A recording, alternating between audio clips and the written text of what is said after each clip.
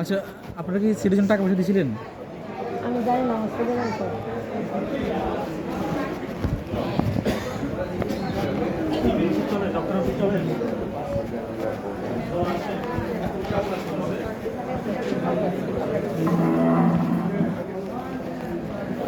আচ্ছা, আপনারা আজকে উঠছেন না এখানে? কালকে নিচে ছিলেন? টাকা পয়সা নিছে? হ্যাঁ টাকা পয়সা নিছে? কত টাকা নিছে? 500 টাকা নিছে? মানে এটা ডেলি নাকি সবসময়ের জন্য? কে নিছে? মহিলা। মহিলাকে চিনবেন আসলে? চিনতে পারলে টাকা ফেরত পাবেন। চিনতে পারবেন? এটা অন্যায়। পুরোটা আপনার সিট পুরোটাই ফ্রি। যে খালি হবে আপনি উঠতে পারবেন, কোনো টাকা লাগে না। 500 টাকা ফেরত পাবেন।